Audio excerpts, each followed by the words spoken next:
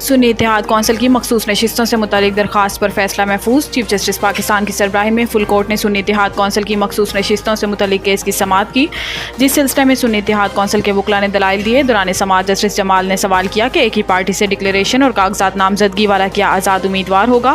آزاد امیدوار نہیں تو کسی پارٹی میں جا سکتا ہے؟ آپ تو کہہ رہے ہیں کہ سنی اتحاد کونسل میں آنے دو۔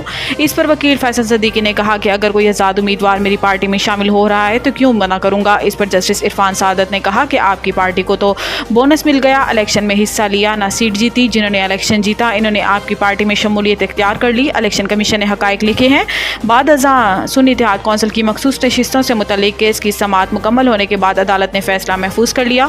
چیف جسٹس نے کہا کہ فیصلہ سنانے سے متعلق آپس میں مشاورت کریں گے اور فیصلہ کب سنایا جائے گا ابھی کچھ نہیں کہہ سکتے۔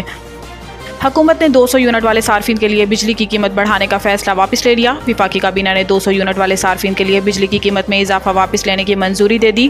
وزیر اعظم شہباز شریف نے ہنگامی بنیادوں پر سرکولیشن سمری کی وفاقی کابینہ سے منظوری کر لی۔ حکومتی فیصلے کے تحت جولائی تا ستمبر 2024 کے لیے ماہانہ 200 یونٹ والے صارفین کو ریلیف دیا جائے گا اور وفاقی حکومت ٹیرف پر ریلیف دینے کے لیے تقریباً 50 ارب روپے سبسڈی دے گی۔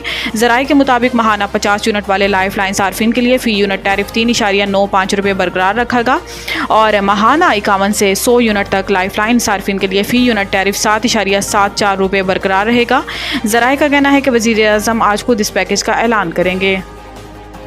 فواد چودھری کی 2 ہفتوں کے لیے بیرون ملک جانے کی اجازت مل گئی۔ اسلام آباد ہائی کورٹ کے چیف جسٹس عامر فاروق نے فواد چودھری کی بیرون ملک جانے کی اجازت کے متعلق درخواست کی سماعت کی۔ اسلام آباد ہائی کورٹ نے فواد چودھری کو 10 سے 24 اگست تک بیرون ملک جانے کی اجازت دے دی۔ ڈپٹی اٹارنی جنرل نے جواب جمع کروانے کے لیے عدالت سے وقت طلب کر لیا۔ سابق وفاقی وزیر فواد چودھری کی سفری پابندی کی فہرست سے نام نکلوانے کی درخواست پر اسلام آباد ہائی کورٹ نے 5 جولائی کو سماعت کی تھی اور وزارت داخلہ کے نمائندوں کو ذاتی حیثیت میں 9 جولائی کو طلب کیا تھا۔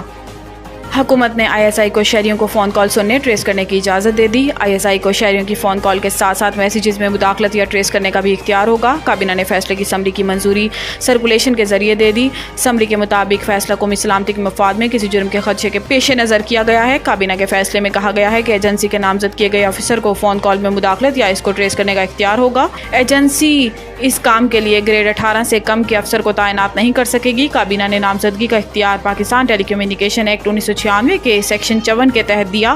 خفیہ ادارے کو مشتبہ افراد کی فون کالز میں مداخلت کا اختیار دینے کا گزٹ نوٹیفیکیشن جاری ہونے کے بعد PTA نے حکم نامے پر عمل درآمد شروع کیا گیا ہے۔ PTA نے تمام موبائل فون آپریٹر کو نوٹیفیکیشن کی کاپی جاری کر دی۔ PTA نے تمام لائسنس ہولڈروں کو نوٹیفیکیشن پر عمل درآمد یقینی بنانے کی ہدایت کر دی۔ وفاقی حکومت نے ملک کی سلامتی کے پیش نظر فون کالز میں مداخلت اور ٹریس کرنے کا اختیار دیا گیا ہے۔